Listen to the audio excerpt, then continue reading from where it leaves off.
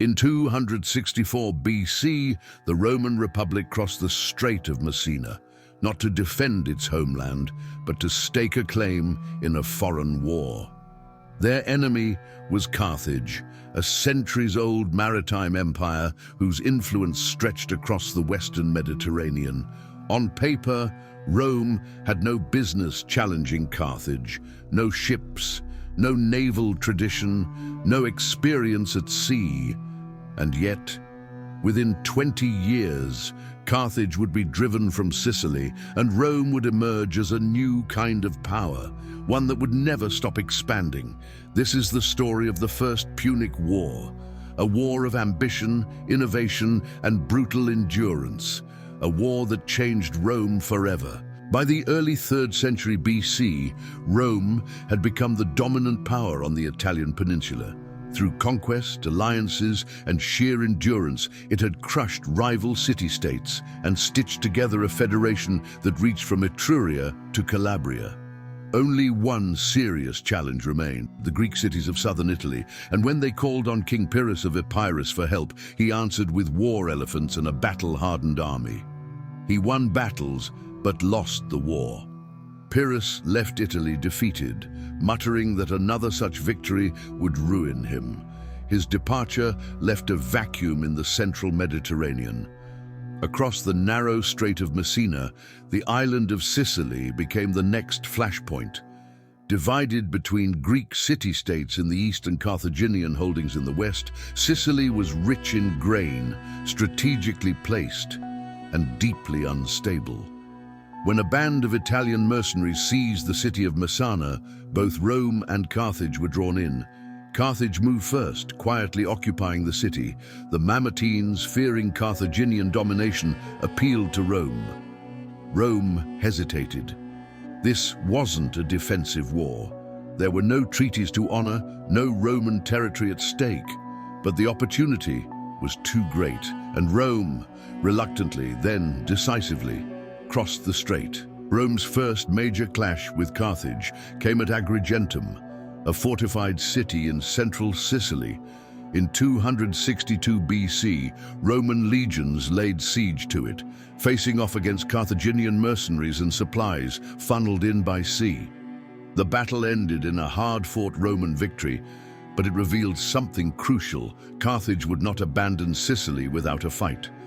Unlike Carthage, which hired mercenaries to do its fighting, Rome relied on its own citizens.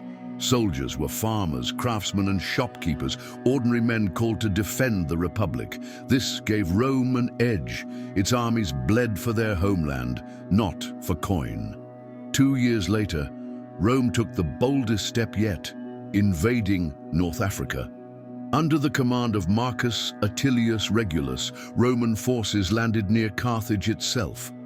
At first, Regulus triumphed. Cities fell. Carthage panicked. Then fortune turned. The Carthaginians hired a Spartan mercenary named Xanthippus, who reorganized their army and crushed the Romans in a devastating counterattack. Regulus was captured, and what happened next became Roman legend. That he was sent back to Rome to negotiate peace, only to urge the Senate to fight on, return to Carthage, and face execution. Whether fact or myth, Regulus became a symbol of duty and sacrifice, but with Africa lost and armies stretched thin, Rome turned to a new battlefield, the sea. The First Punic War forged new kinds of leaders, some remembered for brilliance, others for sacrifice. Marcus Atilius Regulus became the war's tragic hero. His bold invasion of Africa stunned Carthage, but his defeat and capture turned him into a legend, honored not for victory, but for unwavering duty in the face of death. At sea, Gaius Duilius gave Rome its first naval victory at Mylae. A politician turned admiral, he wasn't a sailor, but he understood Roman strength. With the corvus, he transformed the battlefield and stunned the Carthaginian fleet. And on the Carthaginian side stood Hamilcar Barca, the father of Hannibal. Sent to Sicily in the war's final phase, he conducted a stubborn, skillful defense. fighting the Romans to a standstill on land, even as the seas turned against him. These men didn't just fight battles, they shaped the war's course and foreshadowed the greater storm that was coming. Rome had never fought a war at sea. Carthage had done little else. By all logic, the Roman Republic should have avoided naval confrontation entirely, but instead, they did something no one expected. They built a fleet from scratch. Rome captured a wrecked Carthaginian quinquereme and reverse-engineered it plank by plank. But even with ships, they couldn't outsail Carthage's veteran crews, so they changed the rules. The Romans invented the corvus, a spiked boarding bridge that turned sea battles into land battles, where they excelled. The gamble paid off. In 260 BC, at the Battle of Mylae, Roman consul Gaius Duilius used the corvus to seize enemy ships one by one. The Carthaginian fleet was stunned. Rome, a landlocked power, had just won its first naval battle. But success didn't last. Years later at Drepana, Rome suffered its worst naval disaster yet. A surprise attack went horribly wrong. Over 90 ships were lost. Another fleet sank in a storm. For a time, Rome gave up on the sea entirely, and yet they always came back. After nearly 2 decades of grinding warfare, Rome launched one final effort. In 241 BC, their fleet trapped the Carthaginian navy near the Aegates Islands. It wasn't a clash of seasoned sailors, it was a brutal close-quarters fight. Rome's new tactics and unrelenting will carried the day. The Carthaginian fleet was destroyed. Cut off from supplies and reinforcements, Carthage sued for peace.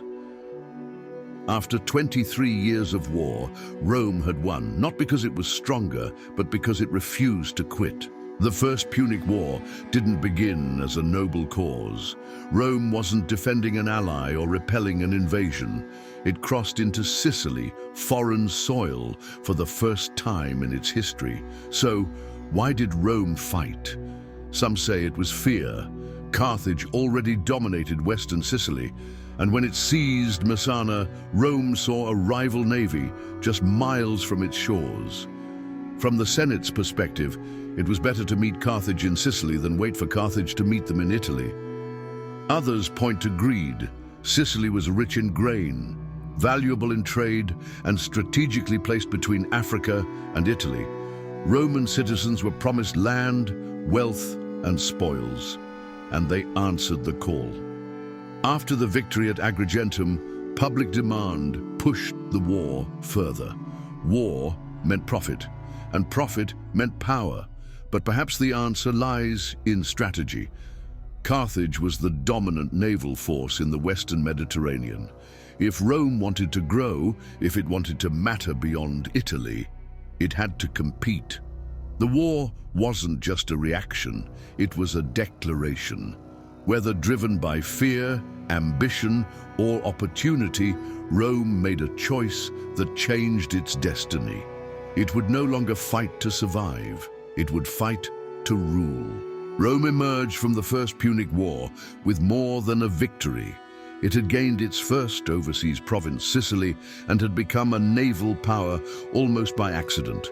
Carthage, humiliated and heavily indebted, retreated to North Africa to rebuild. But defeat didn't kill its ambition. It hardened it.